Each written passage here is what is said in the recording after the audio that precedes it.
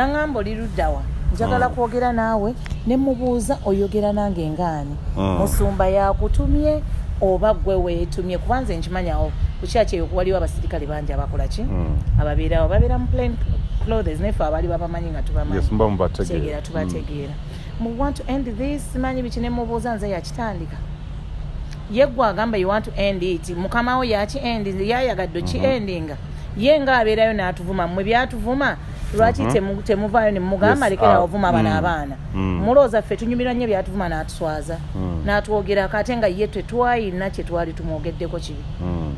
because era nze ekibi nze nga nze talina kye yankola apart from baali tebansasudde newe nabagamba mumpe sente zange ne banclearing era ne ID nenjizaayo nenvaayo naye ekintu kino kintu kyarinze nnyo nti sikya like people bamvuma mwali munoonya comeback babasasula simanyi mbwammwe babagoba simanyi so I mean like oyina messages zosoma n'okwata ne ku mutwe n'ogamba waliwo lwe natuuka ne ngamba niyo bannayingira mu byalo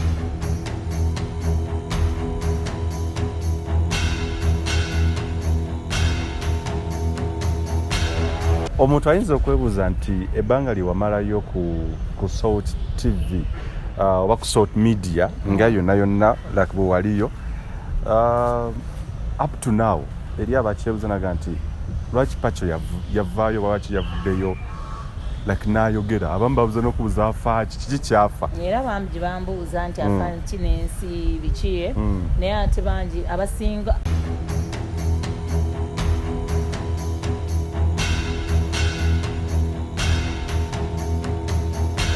newe nalaba nti omwana awambiddwa ate nga kituufu ebintu ebimuwambisa nga kwogera bintu byakola ki nti bw'aba abanja nze nali nsuubira bajja muyita bakole ki bamugambe busente butono ka TV kabanja bakali oba na 24 inch oba 14 I don't know the size of that nga ndaba nga busonga butono nnyo nze okuvaayo nga kyenjagala mukama wange waba alaba kino ekintu nga ina n'omuntu asobola mu advising oba PR osimanyi oba balina oba ki agamugambye naye kino kigenda twononera ki tuyite omwana ono nze nali nsuubira ebintu biri okumuwa ebintu bye oba sorry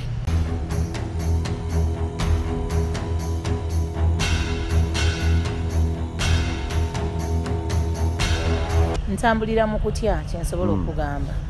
tondabye wenzize yes tambulira mu kutya naye ngera omuntu nga bw'omanyi nti tubeera mu kamera era otuuka nti people just know you Pacho oba okyaliyo oluusi nebebuzazogambeere ku booda Pacho okyekera so omuntu wakuyita natuuka ekiseera nga banaye ntya n'akakoola akagudde wansi naddala awo bakubira isima naye neŋŋamba nedda tulina kukola ki tulina okuddamu tukole ki bannayuganda omanyi twagala kuzza era nga programu yo bwegamba nti Uganda eyenkya twagala ebeere y'amazima ate Uganda eyenkya twagala ebeeremu abantu ab'omugaso abagasa eggwanga abagenda okwogerako gye tuli kuba bwe nzijanga omutima gunnuma nasuze enjala nina ebinnuma muli nenzija tugeze ku church n'oyogera ebigambo ddala nempulira nga yes mwoya nnyingidde nga n'enjala siddamu nagiwulira nazze ennuma kutegera abo be bantu betwagala naye ate bwe tubeera awo ng'omuntu ekigambo ate ekyalivudde mu muntu atamanyi na Katonda oba omusirusiru ali eyo oba omuntu anywa ttaabo oba bano abatamiivu ng'omusumba yakyogera really mbandabira ddala nga tetulina Uganda nkya eyenkya nga mbandaba tegenda kubaawo nga wetujagala. Are you about to stop or it's just you're just starting? Mutwanza okwebuuza nti or after the threats or kutisibwa okola kutya konakono nzoga bwekisukka nnyo nga nkivaako nga I need my life. Nvumiddwa byonna bye banvumye ne bampangisiza n'omuvumi wa gavumenti naye n'awabula n'ampisaamu eggaali awo. Omuvumi wa gavumenti ow'ekyama. Nenyongera okujjukiza nti gwe eyeetaaga of course abagenda okusiigira langi mu ggwanga Uganda ali mu kibuga Kampala ali eweerwa eggwanga naye nga business zo zikolera mu ggwanga Uganda osobola okwekwata banafu aba Ebenezer Painters basanga mu kibuga Kampala era basobola okubeera nga basiiga ekizimbe ky'olangi okwetolera eggwanga Uganda wonna ojja kubeera nga owuliziganya n'omukulu Lule Joseph ku namba z'essimu ezo okubeera nga mukwatagana bulungi nnyo asiiga ekizimbe kyo langi egenda okusikiriza buli muntu ekuweesa ekitiibwa ekizimbe ekikuweesa ekitiibwa olwa appearance saako n'okuwa look oba face ekizimbe ekigenda teeka bizinensi yo ku mutindo ogw'ensi yonna beba Ebenezer Painters.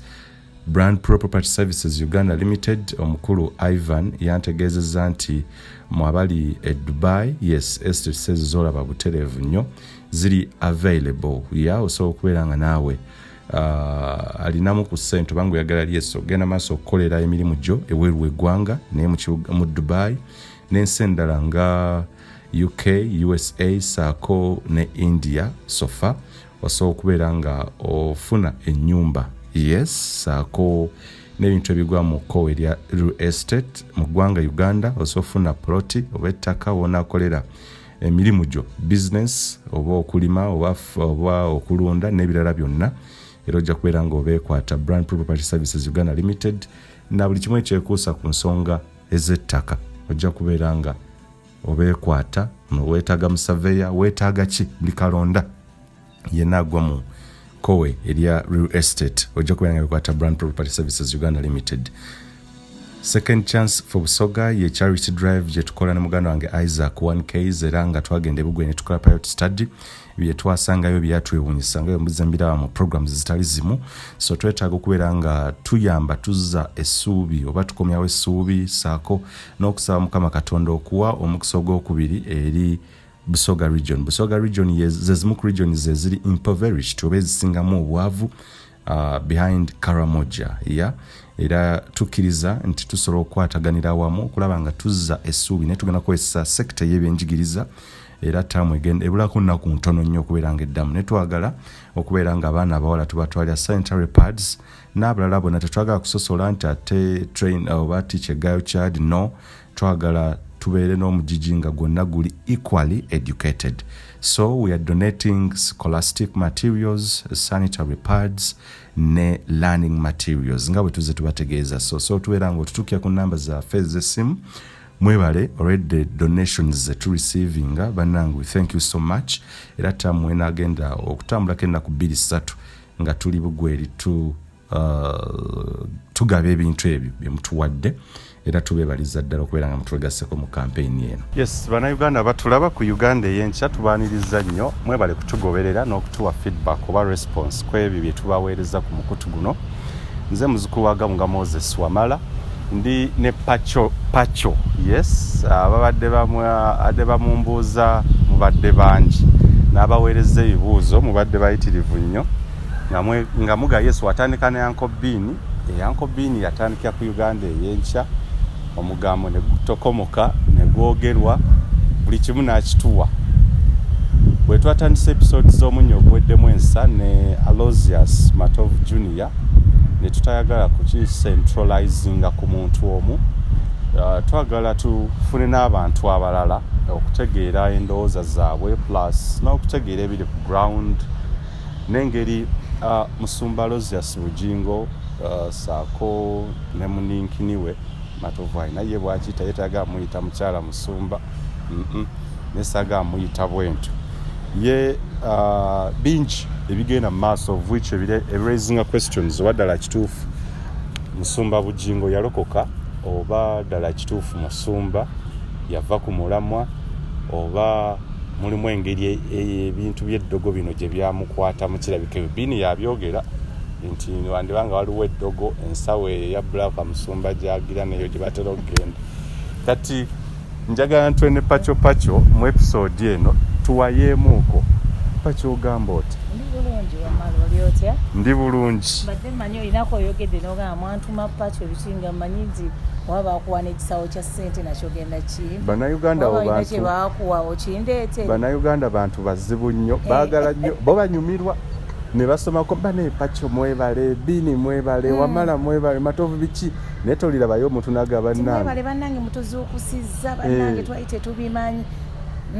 Naye tolirabayo ki? Kitolirabayo wadde oli akugamba nti Isaac yayomba nabo ayomba no bulijjo nabaga mubeereyo mutuwaana mwebale okufeno tuli mu dduka okuwaana mutunaakulya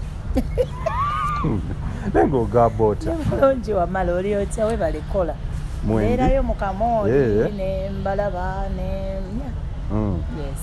nena webale kubeera nga ovaayo bantu bangi nnyo. By the way abali mu kamoli ababiraba olina akweza ka message nakugamba nze sobola kuvaayo naye gundi ayo yayogedde amazima ayogedde ensonga bayitirivu nnyo ndowooza natandika 2021 oba ne Bwiino oyo nga tuli ku Baba TV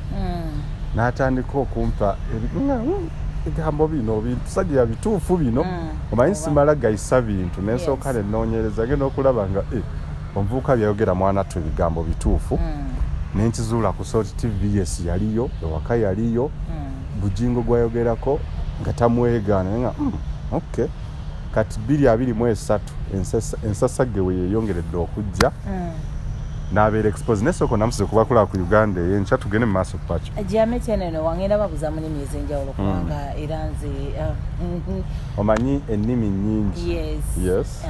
so jameteneno iprogramu olongobe Uganda y'enkya iteno America, Dubai, Canada, Sweden kamiteno neno waduchi yare Uganda kane iteno benyo mbaramukize muno mwebali kutulora ha Uganda eyanyencha banyita Pacho kopango jatya nenwa karachel kaitunga kelelo soroti teso kere bebi abesu yoganoi I'm called Pacho ezo nimi mmeka ennimi Oluganda olulubadde luteeso njogeddeko na luto njogedde kuma njogedde Olukyoli njogedde Ateso and then Runyakitala Runyoro Lutolo but those are the few bakagwa abali tubona na muli awamwe bali kubaako mwekaza nze ndi mwana wa waka ndi wano olwaleero tuwayemu kumpola wano ni wamala mu Uganda eyencha ezo sinafuna muntu ndowooza zonna ajja kushona azogera zonna yensonga lwaki nali MC wa Papa Francis weyajja Uganda wane Kololo omukolo gw'okusinkana abavubuka bonna mu Uganda Catholic Secretariat nze gwe yawa omulimu ogwo yes because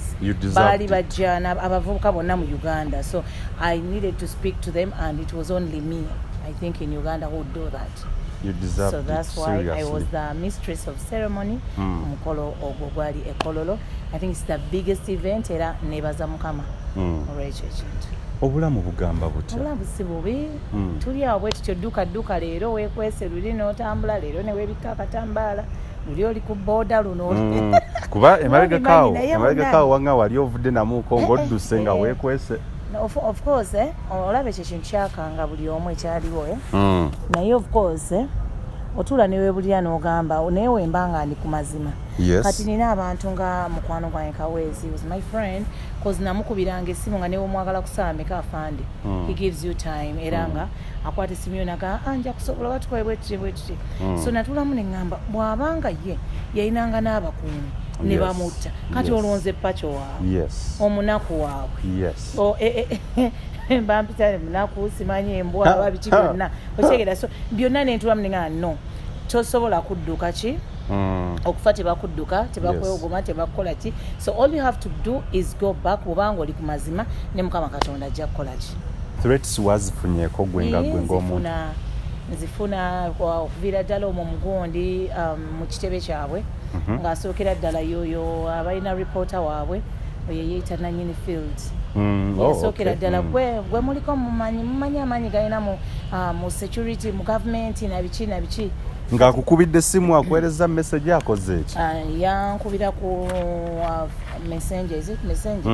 yes yankubira ku messenger then nola nankubira ku simu Good Friday it was a good Friday balinayo function yali Good Friday njijukira na bulungi ono omunamawulire gwe twogerako ye yankubira nga biki bye twogera nawe Pacho oyingidde mu bintu by'ekisiru simanyi babasasula sente meka n'ebirala bingi Musumba yetakubirangako oba Susan takubirangako naye Susan yamperezaako message I don't know whether I see of recent guys no the very first time I did my first recording was with Geoffrey Mayanja owa Embozi yes so after saying that nali nkyalina mumachindi because that show so happened nalinva na KIU neŋŋamba manyi nakoleranga nsambya so I still have bintu bingi ebinkwasaganya n'ensambya I'm still their family member ushegera nga kampiteko wano mbuzeko kwa father baani mikwano gyange ndyoke nneeyongereyo so nyingira mu kikomera tubeera awo mbuuza buli omu kati no even nali nfuluma ngenda kojefra so kojje Pacho Bini bamuwamba Bini yakwatwa kikyo sobola okukola ki okutubulirako about Bini. So I was like, I'm not ready for this and that. No, just give me like 5 minutes. So tutula mubulirako mumanyi nti mumanyi yakolako naawe nti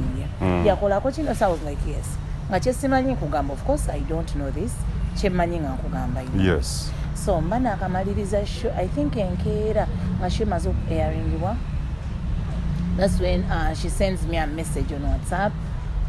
Nti mwewale nnyo bye mukola byonna ebyekisiru simanyi biki Eyookya Makula always njimanyi era saakola kyera nina bwe nakubira actually nakubira mayanja ne mugamba ene ennambo yinza okuba ogimanyi naŋŋamba leta ngitrying amujjukira ye already ennamba giina naŋŋamba eno y'Amakula gwe wali togirina bukya nga obeera kusoote oba ebbanga lyonna wali kusoote ennamba y'Amakula wali togirina anti kakati ennamba nali ngiina naye nga nayo yali tengasa. I didn't have a reason so much. Yes. Okay. Ane when nabeerayo nga sina nnyo kye mwagaza nti oba mukwano gwange nnyo nga tubeerawo ne tukuba olwalirwa nga bw'omanyi ebyemirimu sanze abantu ane mwogera bye mwogedde ne nnyomyamuko because nali sina nze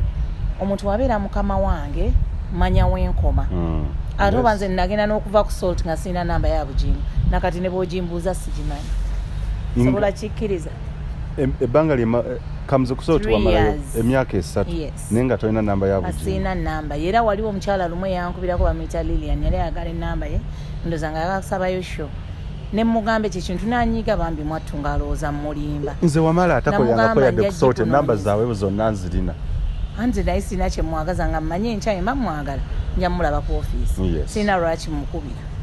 yali yakuli kumpi nnyo nga tewetaagako. So in case of anything I just go and do what ate bakama bange nga bwe nkuba nze oli bwabeera mukama wange nina distance gye muwa nange we nali nkola ku Delta TV ya abe mu kibi you have okubeera nga olina okuba wookoma mukama wo yenna olina okuba nga omuwa ekitiibwa nga olina wookoma. Olunaku lwe nafuna ennamba yate saagisavinga nagisavinga was when I had resigned nenteekako post ku Facebook sikyali mukozi wa salt navuddeyo munoonyeze wano I'm into my business biki omukulu alyoka akutabukira ku ennaku 3 nankubira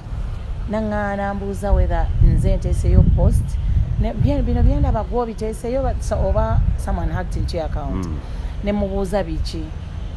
nensooka nemubuuza gwani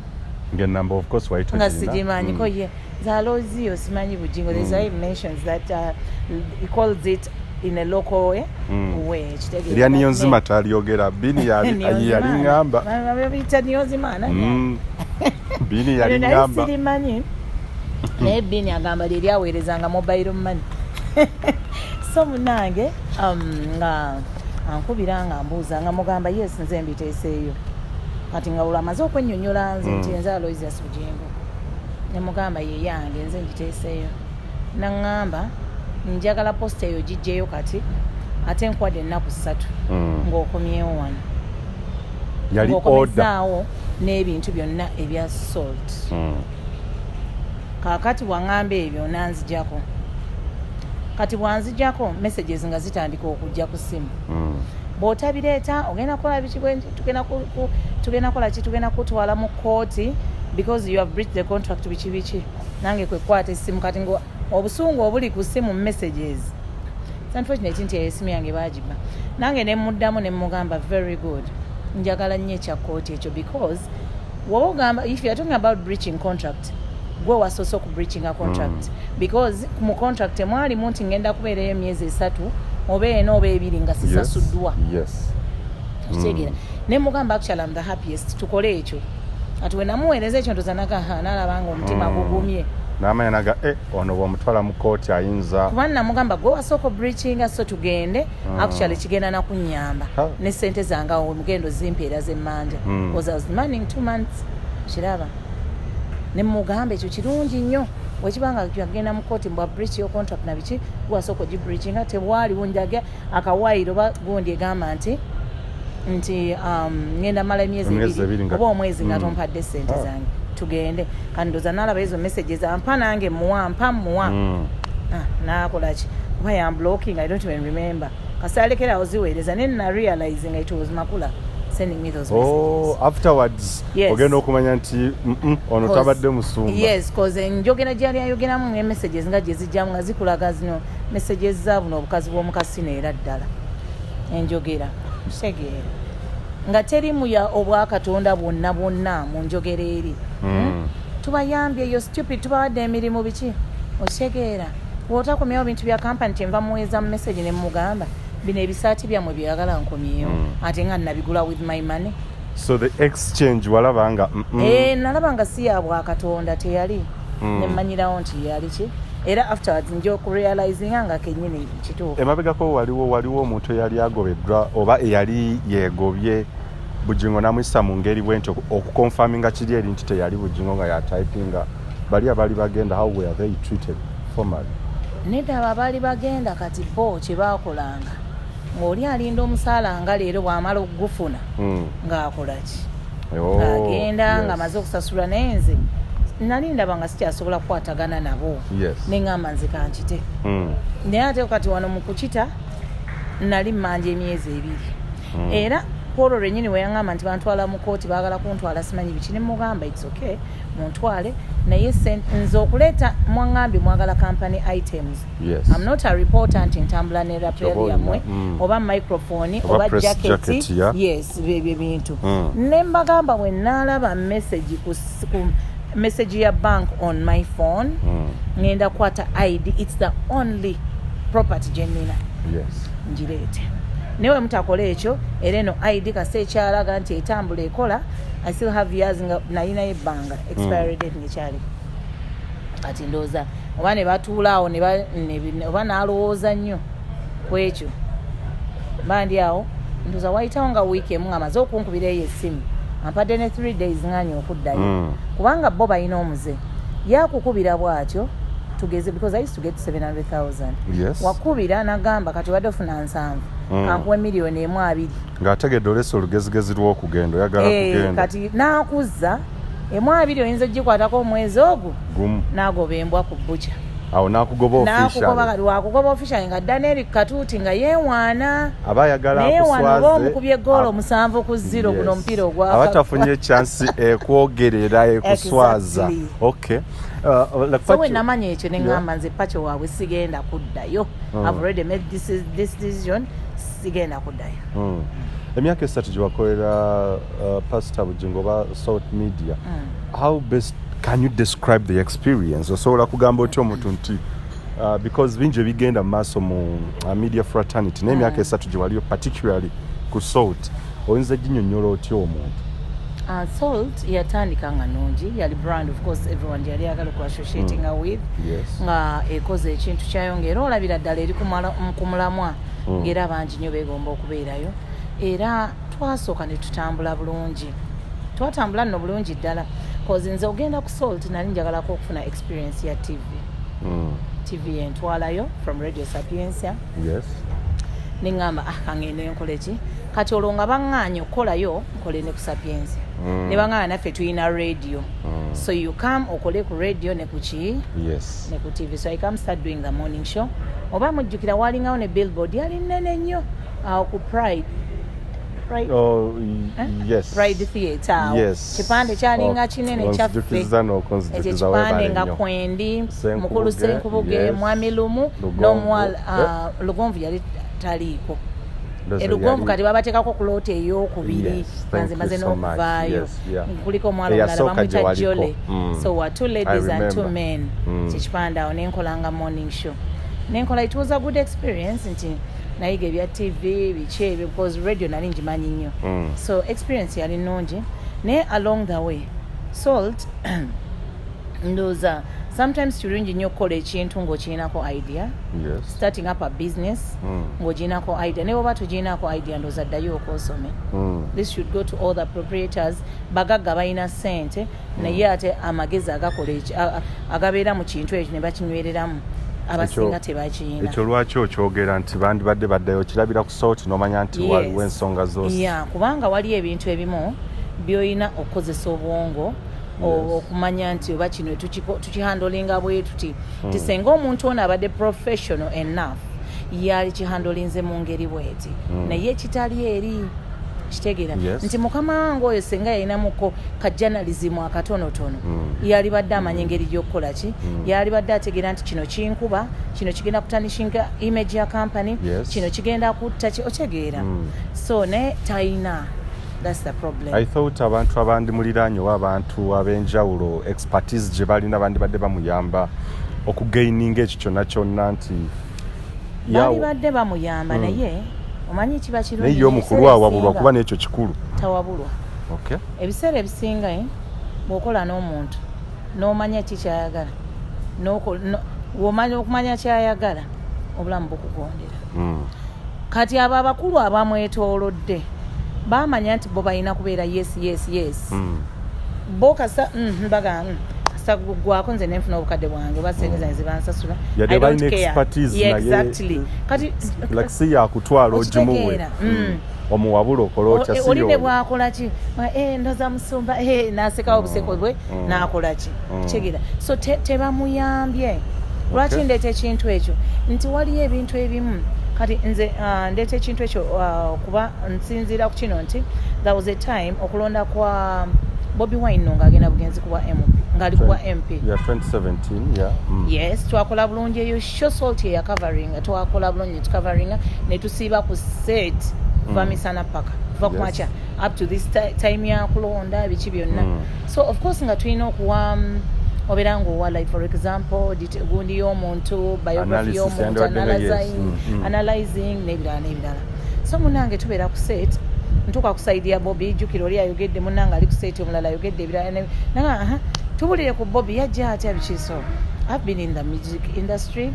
mbadde mu radio, I've been a promoter and I'm still promoting abayimbi anaddala upcoming osegeera so nengamba naye omwana natwewuunyisa yatandika bwati ne bwati this and this naye bannange ng'oyogera ddala ku Bobi Wine okuvira ddala from scratch. Exactly. So munange kumbe mukama wange alaba nenzijja nenjogera ku Bobi Wine banange people power ekisinde kino you know like wana so munange mbandi awo ojeyo Bwiino wa Bobi yenna ate bango bakuseti nagobe wakuseti nga n'okulonda kukyagenda mu maaso omwana ajjukira ali mu field ali mu kutuwa Bwiino atubulira Bwiino what's on ground alituwa bifaanani for us to okwongerezaako okwogera so munange najja nagulawo nampita yampita na kuseti ngoli live on air. Exactly. Oh my god. So nenkola ki ne ndozanga nazo kambo wa gundi control ti jako teka koli ye kam njagala gundi aveyo nenvayo nambuza eno TV ya Bobi Wine oba ki nze president because that time yali president Museveni MK project nga TV nangamba I'm for the government eranza manyi gangona kali president Museveni na bichi tojja kujja owanire wano Bobi Wine era oni bampawo suspe wiki number ne kumpewo tewaddako ne ku TV saddako ku sheeyo. Oh my god omuntu ne bampa akanyomero just ka 5 minutes omuntu n'atategeera nti kikirwaki Pacho avuddeko during the session okitegeera omuntu n'atategeera lwaki ono avuddeko ku seti sigamba kugobwa ku salt naye mukaddako live session notadde ate nga mwali mu ate nesiddira ddala mu programu eyo kyovula bawali ndeesemu kali nti senga yali professional enough amanya nti these people are doing a show just analyzing eri omuntu oli omulabi abadde tamanyi muntu ono amanye nti ono muntu yatandikira wa ye yakola ki ye biki okitegeera tuyinza okuba tubalaba naye nga tumanyi nti ono yali akozeeko kino kitegeera so senga ayina that professionalism mu ye amanya kyetuliko nti kirina okubeerawo n'engeri gy'atakiinaako idea yonna nti biki ye yafuna ssente n'akola gundi teyafanayo so ekyo nakyo kyongera ku exposing nti ye overall ye kamala byonna ye kamala byonna yakola buli kimu era abo bonna bola ye alpha ye omega ekyalabaani tebasalangawooko n'olunaku n'olwo awo ku station ya divine expertise. Yes. So experience and professionalism omuntu ye HR ye alpha ye omega buli kimu ye naye ng'ate ku ntandikwa media house buli omu yali ajeegoma ng'olabya ddala nti setting the pace mu TV z'abalokole ne media house actually za mainstream zino endala. Omuntu ayinza okwebuuza nti ebbanga lye wamalayo ku Salt TV oba ku sort media nga yonna like bwe waliyo up to now eri abakyebuuza naga nti lwaki Pacho yavaayo lwaki yavuddeyo like n'ayogera abamu babuuza n'okubuuza afa kiki kyafa era bangi bambuuza nti afa kinensi biki naye ate bangi abasinga actually abambuuza ebyo be batono naye ate people who have appreciated me mu nsi banange munjagadde bakuba baleme kusiima busiimi nabo batama balimba bakole batya actually senga comments zenda abazaali oba njigengereze kuki kinkoze binti Isaac atali wano yetaluma mbigambo nti yaligaye mumpereze kusente yes ezo comments nga buli omawerezayo omutwalo bannange weebale kutubuusa omuntu naye nze nziraba comment 5 comment 10 comment 12 Bannayuganda enamba zibaako enamba ya Pacho nze ngenda gisaako oba balabade tebagisaako nedda no if you've appreciated the efforts abantu nga bane mutuwe ako katono katono kayiseewo nenga fe obulamu bwaffe buli muki mumatiga yes actually natuka ekiseera do you know like ambadde nakwezo I think there was a time I even talked to them number calling yeah I remember abaana bange waka buli omu buli kanako agane mami lwete bakubika face mami ate olabe ekise ekingi mami kyoyina mami ayinza funa obuzibu nga every time I get out of the house they're like mami olagawa mami olaga abaana bange ne babeera ku bunkenke buli kaseera okitegeera ate kati kino ekyayi kuli we kyagera ne kibeera bannanga abaana bange okitegeera so every time I want to get out of the house my kids are like mami olagawa mami biveeko mami olaba full figure yakuvumye nnyo n'akuswaza mami n'akuvuma ebigambo ebitaliyo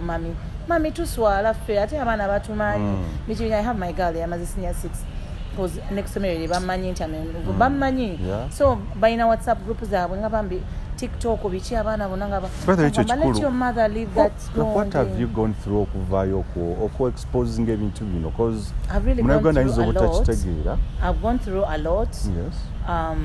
ebintu byange tegitambula because people keep calling me about security threatening me waliyo ne yatuuka okungamba I think it's the last call I got yangamba tumwesi Giovanni nerinnya nali kugamba nangamba Diuma njagala actually I said in the last week Tuesday mu meeting at Cafe Java's Kampala Road nzije antwale ewomusumba kwa they want to end this ne mugamba end what gwe wakitandika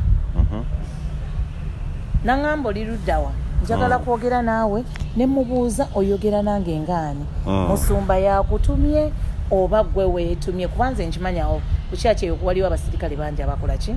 ababeerawo babeera mu plain clothes nefe abali babamanyi nga tubamanyitegera tubategeera mu want to end this manyi biki ne mubuuza nze yakitandika ye gwe agamba you want to end it mukama wo yaki end yayagadde ki endinga ye nga abeerayo n'atuvuma mmwe byatuvuma lwaki temuvaayo ne mugamba lekera ovuma bana abaana mulooza ffe tunyumira nnyo byatuvuma n'atuswaza n'atwogera ate nga ye tetwayina kye twali tumwogeddeko kibi because era nze ekibi nze nga nze talina kye yankola apart from baali tebansasudde newe nabagamba mumpe sente zange ne banclearing era ne ID nenjizaayo nenvaayo naye ekintu kino kintu kyarinze nnyo nti sikya like people bamvuma mwali munoonya comeback babasasula simanyi mbwammwe babagoba simanyi so I mean like oyina messages zosoma n'okwata ne ku mutwe n'ogamba waliwo lwe natuuka ne ngamba naye bannayingira mu byaki so watuukako newejjusa no regretting ne ngamba naye ate ne mala nenfunirawo mangu obuvumu ne ngamba naye mukama eyansitula n'angamba vaayo oyogere naye ayina ensonga ye lwaki because nze I'm an activist era nkola charity I speak for the voiceless by the bino binabitandika ddala naye lwakuba nze nali sivangayo nnyo oba kukola ki naye we nalaba nti omwana awambiddwa ate nga kituufu ebintu ebimuwambisa nga kwogera bintu byakola ki ti bw'aba abanja nze nali nsuubira bajja muyita bakole ki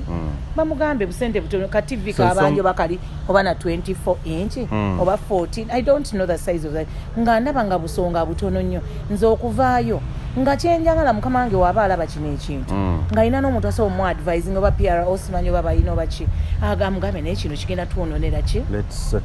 tuyite omwana ono nze nali nsuubira ebintu biri okumuwa ebintu bye oba sorry ebyo byokka kyekyanzijayo neŋŋamba no omwana ono bw'aba abuziddwawo nga kituufu abuziddwawo omwana ono nali mumanyi teyali mukwano gwange wa just colleagues but let me go and talk nafubutuka bufubutuzi mu buliri from nowhere and I talked again kino kikuimpactinze kutuuka ku magnitude kyoba ku level because bwe kituukamu n'abaana okutuuka nga bafiringa sympathy bagamba ndowooza kyandibadde wandibadde okivaako n'okola kutya the magnitude the level kuba waliwo nawe wotuuka noga ntambulira mu kutya kyensobola okugamba tondabye wenzize tambulira mu kutya naye ngera omuntu nga bw'omanyi nti tubeera mu kamera era otuuka nti people just know you Pacho oba okyaliyo oluusi nebyobuzaazongakambeere ku booda Pacho okyekera so omuntu wakuyita natuuka ekiseera nga banaye ntya n'akakoola akagudde wansi naddala awo bakubira isima naye neŋŋamba nedda tulina kukola ki tulina okuddamu tukole ki bannayuganda omanyi twagala kujja era nga programu yo bwegamba nti uganda eyenkya twagala ebeere y'amazima ate uganda eyenkya twagala ebeeremu abantu ab'omugaso abagasa eggwanga abagenda okwogerako gye tuli kuba bwe nzijanga omutima gunnuma nasuze enjala nina ebinnuma muli nenzija tugeze ku church n'oyogera ebigambo ddala nempulira nga yes mwoyo anyingidde nga n'enjala siddamu nagiwulira nazze ennuma kutegera abo be bantu betwagala naye ate bwe tubeera awo ng'omuntu ekigambo ate ekyalivudde mu muntu atamanyi na Katonda oba omusirusiru ali eyo oba omuntu anywa ttaaba oba bano abatamiivu ng'omusumba yakyogera really mbandabira ddala nga tetulina Uganda nkya eyenkya nga mbandaba tegenda kubaawo nga we tugyagala. Are you about to stop or it's just you're just starting? Muntu ayinza okwebuuza nti after the threats okutiisibwa okola kutya kwonna oyinza ogamba bwe kisukka nnyo nga nkivaako nga I need my life. Nvumiddwa byonna bye banvumye ne bampangisiza n'omuvumi wa gavumenti naye n'awabula n'ampisaamu eggaali awo. Omuvumi wa gavumenti ow'ekyama naye omuvumi wa gavumenti nina gye namusisinkanye ndoze kiwago yakirabye nakiwuliramu. Linda kuba musinkanyeko. Twabadde eyo ku Serene. Twabaddengayo gundi abayimbi. Yes. So I go there last week, I think Friday. Because nga bwe nkuba ndi promoter. Nina abayimbi bange. Ngendayo na registering se wabampadde codes zange. I've come with my artist. Mbateekayo. So I reach there around 10 tunywa chai nga ku 11 awo.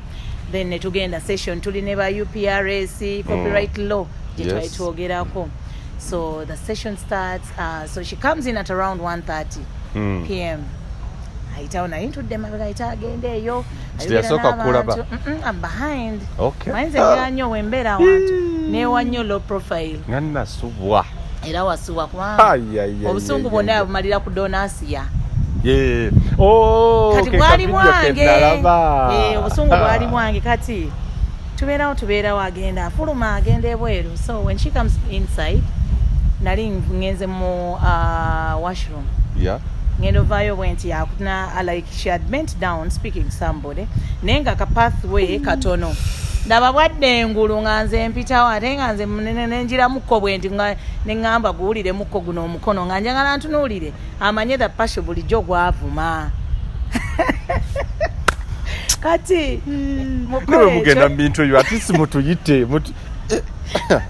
so I do like that then she gets up nze kyali kijja okundeta kyali kimu Pacho kamera kudda kufuufiga Pacho fulufiga abalala nali seetaga kukwata kati olaba wamala olaba ebiseera ebisinga kati nze baŋŋamba nti when I continued moving yanziima olana biki kati people who knew about it ne batulika ne baseka. So tugenda mu lunch saa 10 buli omu is like Pacho wali wabulira Pacho our hero biki nga bomanyi bwe batuwaga bano abalabi baffe buli muntu nga ne tebo kwatudde kwaliko Robert Rota baani abo there were many. So Pacho wali wabulira dda banaye Pacho promoter waffe biki you know emmere ndoza teyamuwoomera ku olwo I guess. So tumaliriza byonna ekikonde tekyanyoka yatya yalaba nange ekiwago kandi yali alaba bula bifaananyi nga mpulira buwulizi naye ku olwo yandaba kati manyimiridde na Barbie Texawo Sophie Nantonga around there natandika abatali bayimbi baze kola ki wano abatali bayimbi baze kola ki kosewa oyo nayinza okuba kati ayagala kutawaanya ggwe n'oyo donasiya kati bayimbi bange ne baŋŋamba ne Pacho tukwegayiridde kuba nina bwe nawe ensawo ne mugana naye omanyi kwatira ku nsawo ng'omanye essaawa yonna yes era nga kyenjagala nga njagala awulire ku kiwago by the way that I was ready because ono omukyala yeefudde nnyo nti Uganda yonna yiye okitegeera era nensaba nasanyuse nnyo omukulu eyavuddeyo n'asaba aba NRM basooke bayingire mu nsonga z'omukazi ono musajja bo bamuyita aneerabidde amanya ge naye ng'ensonga balina omukolo kwe babaddeko n'asaba nti bakole ki n'otaleta NRM Gabriel Bule yekka amumala weebale nnyo era waliwo eyamugamba lumu nti nno gwe Pacho ne Bule be bakusobola nze nvaako tontawanya Bule gwe Pacho ne botajja Bule ne bamwanikira luzungu ng'abadde awemula kati nkusesa mba nnyimiridde bwe nti Asiya alinga wali kakati gwe biki poliisi mujja woono nensooka ntunanga mmanyinze yagala mujje woono so I don't know whom they were going to kujjawo yes but I was next there so I thought nze gwakola ki naye baali bagenda kutegeera omukyoli nga bwampita omudokolo yali agenda omanya omudokolo yaani kwolwo manyife ebigambo byaffe biba bitono naye kwolwo nali njagala mulaga omudokolo kikyasobola okukola naye ndoza yakutunuulira naga bulijjo yalinga tammanyi meeting eddako meeting yawedde jjo naye ate teyalabise era yabaddemu olutale yasembye yawedde juzi naye teriyo ndala tendoza tewali naye teyalabise namulinze shoyo teyalabise wabaayo endala n'okakasa nti gyali mbeera kumpi bannange nja kulinnya teyalabise so munnange obusungu bwange bwe yazza ku donasiya era nagambye bloga Jose ne mugamba obusungu bwali wange obwoyo bwe yazizza ku donasiya yagudde mu mbi ezitali zize cause buli janvuma nga tammanyi naye kunulira ekikazi ekiwanvu nga kinene nga you know like nagamba ono omucyopo ono omudokolo ajja kumala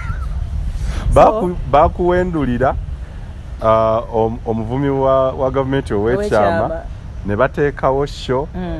omukyala omukyala n'agenda ku show ya ssaawa mmeka eyo kozi siri mulabye naye ngobera social media ey'omuwala oyo balina lubuto kati olw'omuwala ali olubuto nze alaba obubi olw'omuwala ali olubuto awo ku gundi mmanyi ogamba nti Makula yali olubuto ng'alugjawo olw'omuwala eyo show bagiyita batya yo ey'oku TV onasala enviiri zinamunomunomu ne bakuwendulira sheeyo omusumba ku macana yalina show akatuuti akalina ne babakwata igwe Bini Saabazonto Saabazonto bamwisamu eggaali ng'alina ekiwalaata kimukoma mu kabina ne bakwata Matovu Maliseeri Nakimbabaali Maliseeri ne bakwata n'abateeka Junior ye tebamuteekamu Junior mbadde ngoya ne Junior tebanamuyisa naye alinze ajeesunga ne tagifuna naye tugende ku ebivumo bineeno reaction kubanga yakujjale ku kya makeup kwaye Matovu yaŋŋambye bwebutula kuba yamwadde lecture yiye ku makeup nagiwulidde how did you contain ebivumo bineeno simanyi byakusanga how did you perceive this ebivumo byombadde nga ekirungi nti nze siraba TV yaabwe kati abaana bebadde nga babisala ate abasinga okimanyi nti nno abantu b'ebweru ate batusinga nnyo okubeera gundi nanife abayo wano kati ng'abaana bali ebweru mikwano gyange biki asala akantu oba akalayo TikTok n'akakuweereza oba nga naye bakamuweereza n'akalala n'akuweereza so byonna baabyogera ne banjogerako even they mention my names ku mpewo olinaga kuno okasimanyi okukola ki kale waliwo ekyasinga kale kimulimu ebyakuluma noga nti kineno nga maama w'abaana ng'omuzadde enkya nsuubirayo in future nsuubira abako because I have girls oba kitegeera and being a mother my children babeerako ku social media bisigala ku internet ebigambo omukyalo we byasookera ddala okunvuma kyokka nga ate tammanyi it's a very heavy Luganda thing nali sikimanyi then someone called me olw'obusungu obungi naga ye kennyini yakifaanana ekyo kitegeera saba biddamu ebyo bigambo baabiraba so my first daughter eranga ne mami actually omwana wange teyali okumala ennaku 2 nga tayogera nange takola ki kati muto we kyava ngamba nga ndi mu bedroom one time nali preparing nanga mami if you're going back for another shoot mom you leave you say Linda's not eaten for 2 days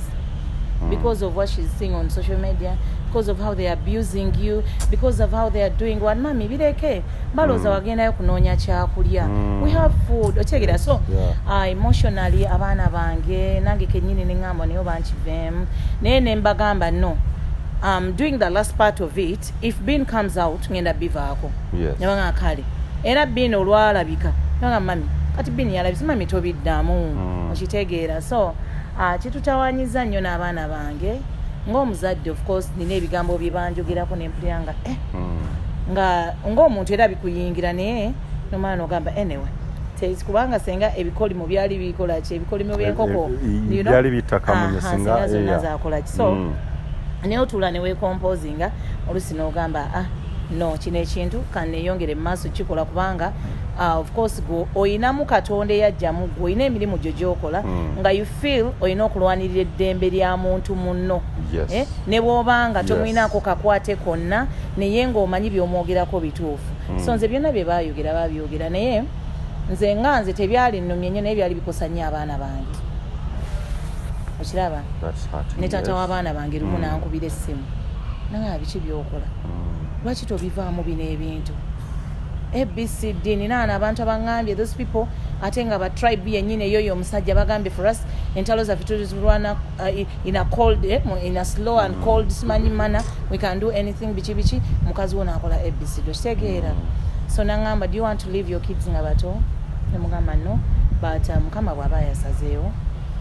asobola okisalawo ne kibeera so those are some of the things byempiseemu but I'm not yet about to leave not until nga Uganda tugitereezezza kiki ekivuga Pastor Bujjingo kiki there seem to be something ekiri unusual perhaps mwabaliyo muyinza okuba mukitegeera I feel this time around it's a lot tosobola kunkwana nga nnyo omwenge nesigukuyigiriza nza kutandikira mpolampola nga ngaswita atinyako naye only sip this kawan kitegeera abakazi muli so persuasive kakati ate gwe ate nojja n'onyumirwa ate ne gukuwoomera okusinga nze yakuyigiriza n'osukka nawo so that is what is happening kitegeera kubanga oyo mu kunoonya kwe yali anoonya bintu birala naye ate yagwa mu birala ate kubanga wano mu kunoonya eddagala ly'amazzi obako tukaleke katusooke tuwummulemu tujje awo tutandika katuwummulemu tujje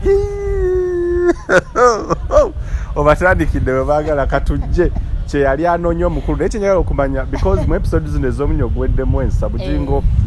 tulina 3 faces of Buggingo era twazikategorizinga mu episode eyasooka Buggingo owomundeeba owa theatre ndowooza yes ereeta obuzibu naye twagala okumanya what's driving him to the point of okuvuma abasumba banne n'abalumba n'awemula ennaku zino atambuza ne kavidio nakolaga oyita kuwa ebbina kitegeera oba agezaako okuba mukazi we kuba talina kabina wali omulabyeko physically tanyuma ye kulaba era kyovola abeera mu biganduula ebyo naye alina okubeera n'empapula ze nalina otwala zaali za award RTV awards n'otuukayo n'omulaba ezo yazifunako oba mirundi 2 oba once I don't remember wadi ezo twazirimu ne muganda wange Yusufu naye nengera za wadi basasulanga nsasule yake nyini nga yazisasulira bagambe mbu she's the best byonna twabimanyi katujja akamazzi kangize nnyo matovu tova kumpe matovu ali kati bwati katujje Uganda Yancha.